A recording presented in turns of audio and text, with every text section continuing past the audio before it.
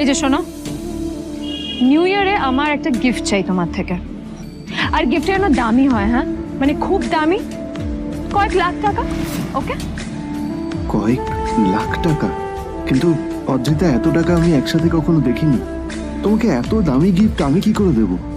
এটা তো তোমার বিয়ে করার আগে ভাবা উচিত ছিল। একজন পুরুষ মানুষ হয়, নিজের স্ত্রীর এইটুকু ইচ্ছা তুমি পূরণ করতে পারবে না?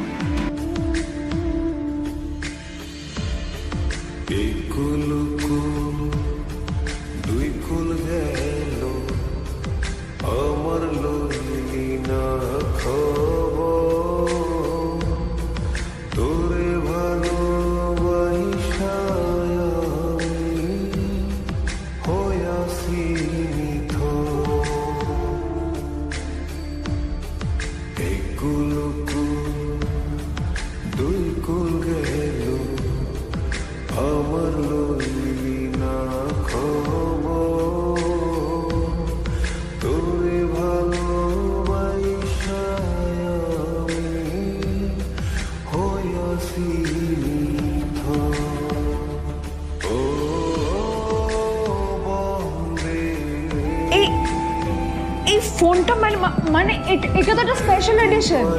এটার দাম তো 3 কোটি টাকা। তুমি এটা পেলে কোথা থেকে? আসলে এটা অরিজিনাল নয়। আমি ওই ফোনটারই একটা কপি এনেছি।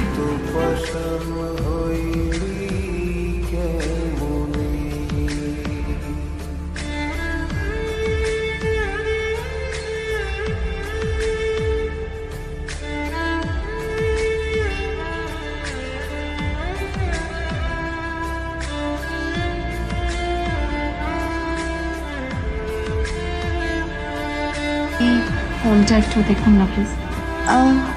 ওয়াও, আচ্ছা ম্যাম, আপনি কি মিস্টার রয় চৌধুরীর বন্ধু?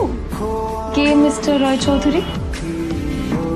ও, আপনি কি ওই রয় চৌধুরী গ্রুপ অফ ইন্ডাস্ট্রিজের মালিকের কথা বলছেন? হ্যাঁ। না না, আমি ওনাকে চিনি না। আমি কেন, আমার মনে হয় কেউই ওনাকে চেনে না। বড় বড় মানুষেরাই ওনা দেখা পান না। আমিও কোনোদিন ওনাকে দেখিনি, কিন্তু সাডেনলি আপনি এই প্রশ্নটা করলেন কেন? অ্যাকচুয়ালি ম্যাম, আপনার হাতের এই ফোনটা আসলে এটা ফোনের স্পেশাল এডিশন। এই কাটিং, এই ডিজাইন, এই লোগো, এটা জাল করা ইজ নেক্সট টু ইম্পসিবল।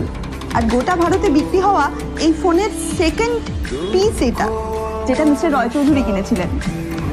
সেজন্য জিজ্ঞেস করছি ম্যাম, আপনি এই ফোনটা কোথা থেকে পেলেন?